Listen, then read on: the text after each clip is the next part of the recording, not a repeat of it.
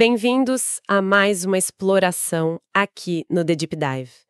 Hoje a gente tem um material fonte, assim, bem específico. Sim, um livro que gerou bastante discussão, né? Exato, são excertos selecionados do livro Cocaína Vermelha, de Joseph Douglas Jr.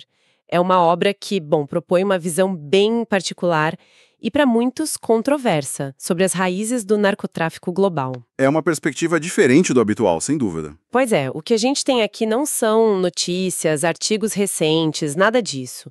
São trechos de um livro que defende uma tese central, eu diria ousada. A de que o problema das drogas, principalmente o que atingiu o Ocidente, não foi só um acidente, sabe? Ou um subproduto do crime comum. Certo. Mas sim uma arma estratégica, usada de forma deliberada por regimes comunistas. O livro cita especificamente a China e a União Soviética. É uma afirmação bem forte. Bastante. Então, nossa proposta aqui hoje é desvendar esses argumentos centrais que o livro apresenta nesses trechos, examinar as alegações, as evidências que o autor usa para sustentar essa ideia, né, de uma ofensiva de drogas. Entendo, mergulhar nessa narrativa. Isso. É um convite para a gente analisar uma narrativa histórica que é complexa, que toca em dinâmicas de poder que muitas vezes ficam meio escondidas. Então, vamos lá, vamos mergulhar nesse material. Vamos lá. O argumento nevrálgico do livro, assim, o ponto de partida de toda análise, é essa afirmação. O tráfico internacional de drogas, especialmente o que impactou os Estados Unidos, teria sido parte de uma estratégia de Estado. Certo, não apenas crime visando lucro. Exatamente, o autor conecta isso à ideologia leninista. Ele menciona figuras como Lenin, Stalin e, mais diretamente, Lavrenti Beria e Nikita Khrushchev como, digamos, proponentes ou continuadores dessa visão. Sim, e o livro, ele tenta aprofundar essa motivação para além do dinheiro, né? A tese que ele apresenta é que seria uma operação sofisticada de desmoralização. Desmoralização? Como assim? O objetivo, segundo o livro, seria corroer as bases morais, as instituições do Ocidente, enfraquecer o capitalismo por dentro, sabe? Entendi. E aí, descreve os jovens como alvo prioritário. Buscaria minar os valores deles, as lealdades tradicionais, para gerar instabilidade social. O livro até menciona um conceito de psicopolítica, que seria, né, segundo o autor, um conjunto de técnicas de manipulação psicológica em massa para fins políticos, supostamente detalhado no manual atribuído ao Beria. Nossa! E tem uma citação que o livro atribui ao Khrushchev, que acho que captura bem essa lógica. Qualquer coisa que acelere a destruição do capitalismo é moral. Uau! Pesado! E para dar peso a essa tese, o autor cita outras figuras importantes da época. Sim, ele apresenta algumas citações que, claro, precisam ser vistas dentro do contexto do livro e da argumentação dele. Certo. Por exemplo, uma atribuída a Zhou Enlai da China em 1958. Vamos desarmar os capitalistas com as coisas que eles gostam de provar. Outra, a Nikita Khrushchev, em 1963. Fraude e drogas são os nossos dois primeiros escalões estratégicos na guerra. Direto ao ponto. E mais recentes, né? Um tal Mário Esteves González, descrito como agente cubano em 1981. Eu estava incumbido de encher os Estados Unidos de drogas. E tem mais uma, né? Sim, de Antônio Farac, apresentado como oficial do governo sandinista na Nicarágua em 1984. As drogas são usadas como armas políticas. O alvo era a juventude. Ok, então essa é a tese central. E como o livro detalha a execução disso? Ele começa por onde? Começa pela China. A China? O livro argumenta que o uso de narcóticos como ferramenta política teria começado lá, internamente, contra o próprio povo chinês, antes mesmo de 1949. Antes da tomada do poder? Exato. E depois, com a vitória comunista, isso teria se expandido para o exterior. O livro até menciona uma visão atribuída a Mao Tse-tung, que veria o ópio como uma guerra química com métodos indígenas. Uma guerra química? E tem dados sobre isso? A cronologia que o livro apresenta é um ponto-chave para o argumento dele. Aponta um salto na produção chinesa de ópio logo depois da Revolução, coisa de 2.000 a 3.000 toneladas por ano entre 49 e 52. Um aumento considerável. E depois, segundo o livro, subiu para 8.000 toneladas por ano durante o Grande Salto Adiante, aquele período, né, de reformas radicais e bem turbulentas na China. Certo. E aí, o autor faz uma correlação direta disso com o primeiro grande surto de consumo de drogas nos Estados Unidos, especificamente heroína, que ele diz ter sido rastreada até a China. Isso justamente nesse período 49 e 52, revertendo décadas de declínio no consumo. Interessante essa correlação temporal que ele faz. E ele argumenta que um segundo pico de consumo nos Estados Unidos, ali no final dos anos 50 e início dos 60, também estaria associado a essa expansão chinesa e aí a entrada soviética nesse cenário. E essa operação chinesa, como ela seria organizada, segundo os trechos? Era algo improvisado? Não, segundo o livro, não era. Ele descreve uma estrutura bem coordenada envolvendo vários ministérios: florestas, agricultura, comércio, finanças, comércio exterior e outros órgãos de planejamento central. Basicamente, uma máquina estatal voltada para isso. Entendi. Uma operação de Estado mesmo. Mas e a União Soviética? Como ela entra nessa história de acordo com Cocaína Vermelha? Bom, o livro sugere que o estalo veio de observações feitas durante a Guerra da Coreia. Guerra da Coreia, como assim? Supostamente, médicos soviéticos, analisando soldados americanos mortos ou prisioneiros, notaram uma incidência alta de danos cardiovasculares. O livro fala em mini-ataques cardíacos. Aí, a inteligência soviética, que segundo o livro já sabia da operação chinesa, levantou a hipótese de que isso podia estar ligado ao uso de drogas pesadas. E isso teria chamado a atenção do Khrushchev para o potencial das drogas como arma estratégica. Faz sentido, dentro da lógica apresentada. E o que eles fizeram a partir daí? A partir dessa percepção, o livro descreve um estudo conjunto, soviético-tchecoslovaco, supostamente aprovado ali entre 1955 e 56. E qual foi a conclusão? A conclusão relatada no livro. As drogas eram, sim, uma ferramenta viável para enfraquecer diretamente nações ocidentais-chave. EAU, França, Alemanha Ocidental. E como eles fariam isso? Só inundando o mercado? Não só isso. Um dos objetivos centrais que o livro aponta seria infiltrar e manipular o crime organizado. Infiltrar a máfia, por exemplo? A ideia apresentada é essa, que controlando figuras do crime, eles teriam acesso a informações privilegiadas sobre corrupção política, finanças de empresas, até atividades de contra-inteligência ocidentais, potencialmente permitindo controlar políticos. Mas espera aí. O livro detalha como eles achavam que poderiam simplesmente infiltrar essas redes criminosas? Isso parece, assim, incrivelmente complexo. É uma boa pergunta. Ele menciona, por exemplo, o uso de membros do Partido Comunista que já estariam infiltrados na polícia italiana. Isso como um vetor para ajudar a penetrar na máfia. Ah, entendi. Usando agentes já posicionados. Exato. Mas, realmente, a mecânica exata, os desafios de infiltrar redes criminosas tão fechadas, isso não é profundamente detalhado nos excertos que a gente analisou. O foco do livro parece ser mais na intenção estratégica e na estrutura geral da operação. Ok, compreendido. E tem um detalhe que o livro ressalta, talvez com uma certa ironia atribuída aos planejadores, o nome da operação soviética, né? Sim, Druzhba Narodov. Que significa amizade das nações.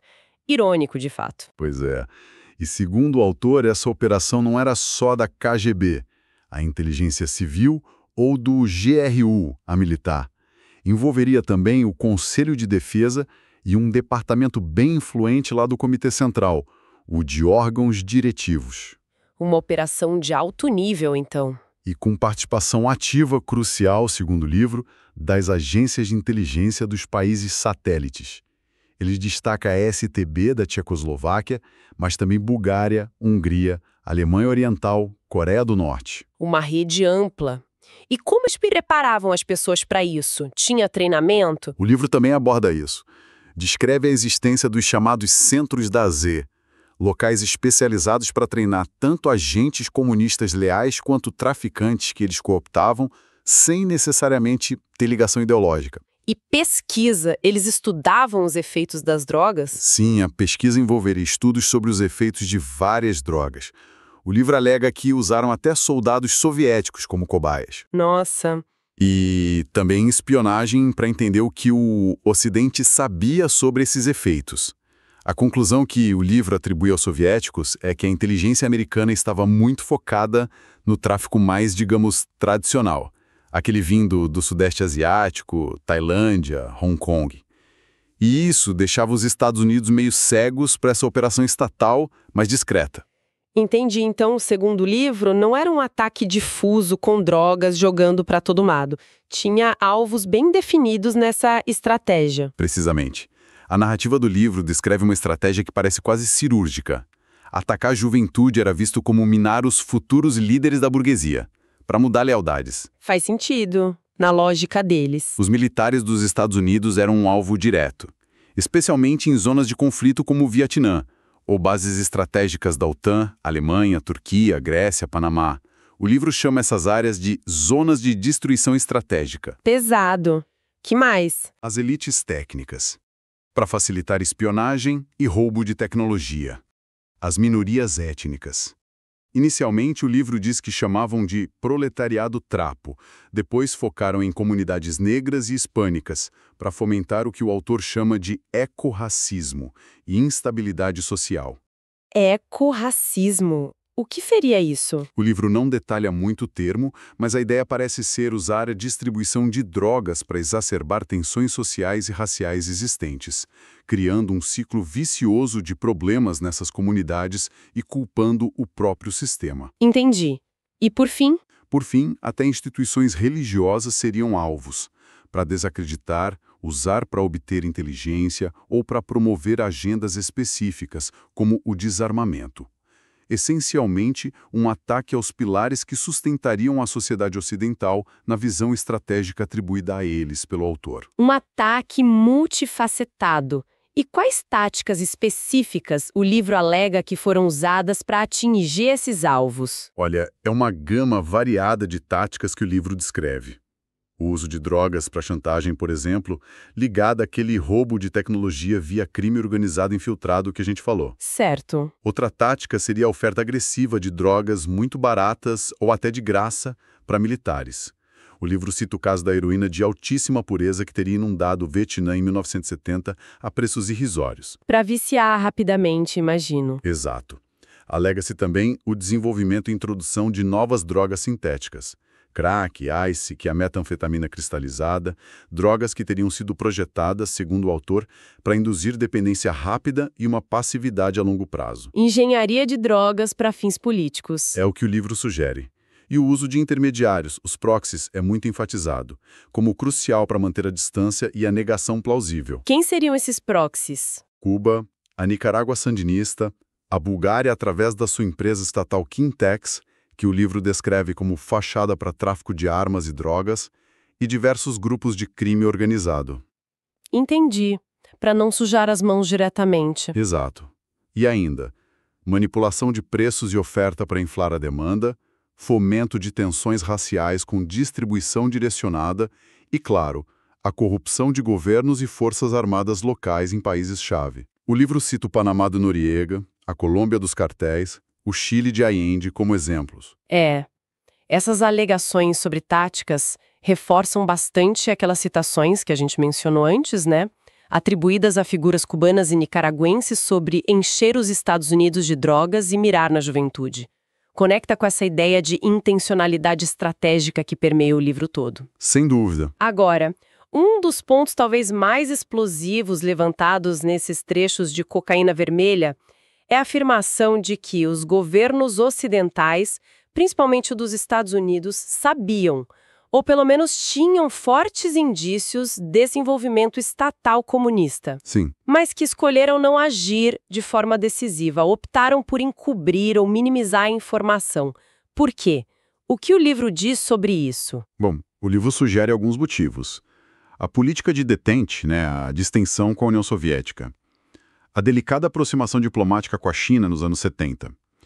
O autor nota que já no início dos anos 60, discutir a ofensiva chinesa de drogas teria virado meio que um tabu em certos círculos oficiais. Um não assunto. Exato. E o livro apresenta uma série de episódios que, na visão do autor, claro, apontam para essa dinâmica de encobrimento, ou, no mínimo, minimização. Que tipo de episódios? Vai desde alegações sobre Decisões diplomáticas de alto nível, como a suposta ordem do Kissinger para interromper voos de reconhecimento sobre a Birmânia, para não prejudicar a relação com a China. Passando por relatórios oficiais, como um tal World Opium Survey, de 1972 do Departamento de Estado americano, que notavelmente, segundo o livro, omitiu a China e o Vietnã do Norte do mapa do ópio. Conveniente, talvez? É o que o livro sugere. Fala-se também da frequente alegação de falta de evidência concreta por parte de oficiais, mesmo quando havia relatórios de inteligência apontando na direção contrária. A famosa falta de prova definitiva. Isso. E tem coisas mais, digamos, paradoxais, como a cooperação dos Estados Unidos com a Bulgária nos anos 70, treinando agentes aduaneiros búlgaros que eram ligados à segurança do Estado, mesmo com inteligência sobre o papel da Kintex búlgara no narcotráfico. Estranho mesmo. O tratamento do caso Noriega, no Panamá, informações sobre o envolvimento dele com drogas teriam sido suprimidas há anos por razões políticas. A alegada relutância em investigar a fundo o papel de grandes bancos na lavagem do dinheiro das drogas. Bancos também. O livro menciona alguns nomes grandes. E, finalmente, critica duramente como depoimentos de desertores de alto escalão, como um general tchecoslovaco chamado Jan Seyen, que traria informações sobre essa estratégia de longo prazo, teriam sido desacreditados ou controlados de forma muito rígida. Nossa, são muitas alegações de encobrimento ou negligência, né? Sim. A narrativa do livro constrói essa imagem de uma falha sistêmica em reconhecer e confrontar o problema na sua raiz estratégica, como ele a define. E isso leva ao livro, imagino, a fazer uma crítica bem feroz à própria guerra às drogas conduzidas pelos Estados Unidos, certo? Qual é o argumento central dessa crítica? O argumento é que ela seria, na visão do autor, fundamentalmente falha, ineficaz, porque se concentraria quase que exclusivamente na ponta, no consumo interno, na criminalidade comum. No usuário e no pequeno traficante. Exatamente.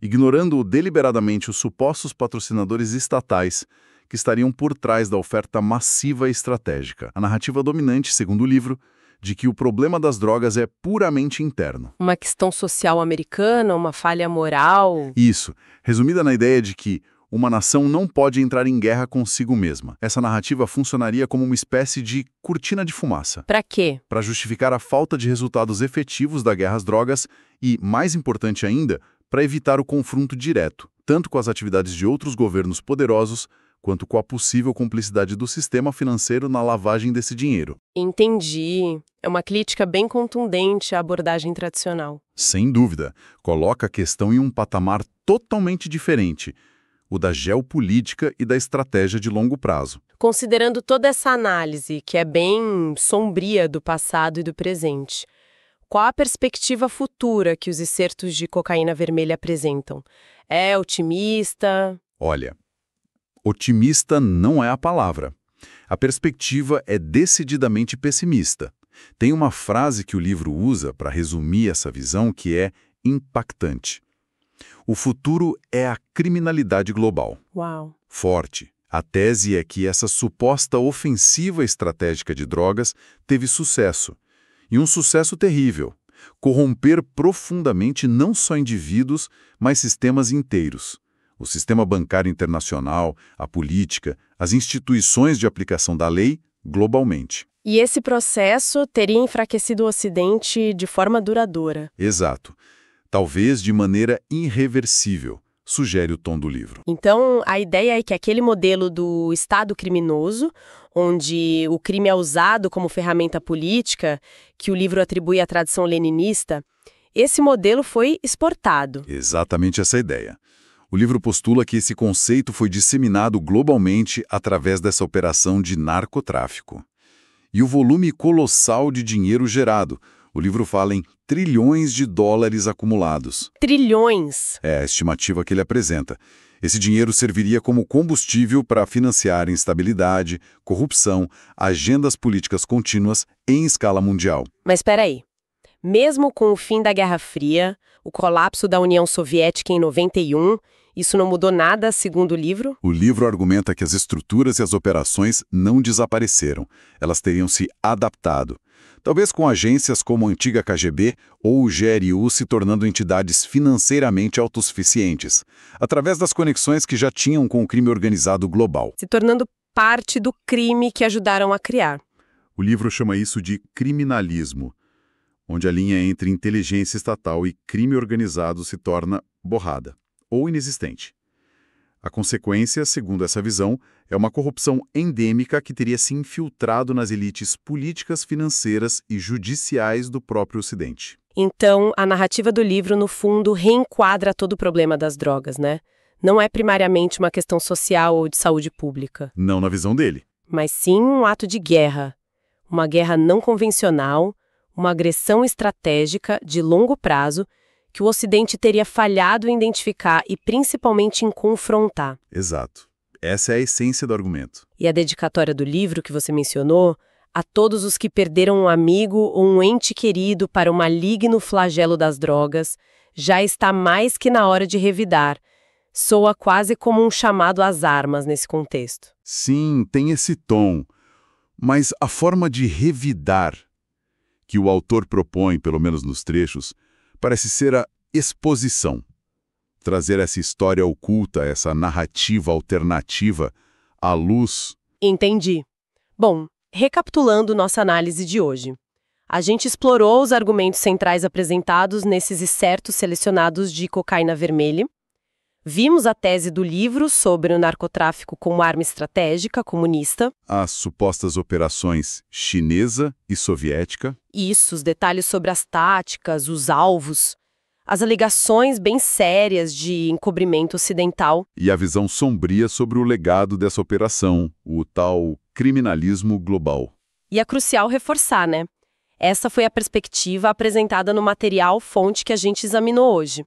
A visão do autor, Joseph Douglas Jr. Exatamente. E talvez uma questão para reflexão que emerge dessa análise toda, partindo da própria narrativa do livro, né? Se a gente considerar a escala gigantesca, a duração de décadas, os alegados encobrimentos que ele descreve, Sim. Que tipo de mecanismos políticos, econômicos, de inteligência ou até psicológicos poderiam ter permitido que uma estratégia de engano tão vasta e tão prolongada, se ela ocorreu nesses moldes, claro, como ela poderia ter permanecido tão, digamos, marginalizada no debate público por tanto tempo? É uma pergunta complexa. Muito. Como é que a gente pode, hoje, avaliar alegações dessa magnitude, que envolvem segredos de Estado, operações clandestinas, narrativas históricas que atravessam gerações, regimes políticos diferentes? Fica a pergunta no ar, né? Fica a pergunta. Agradecemos a companhia de todos nesta análise das ideias provocadoras contidas nos trechos de Cocaína Vermelha. Até a próxima exploração.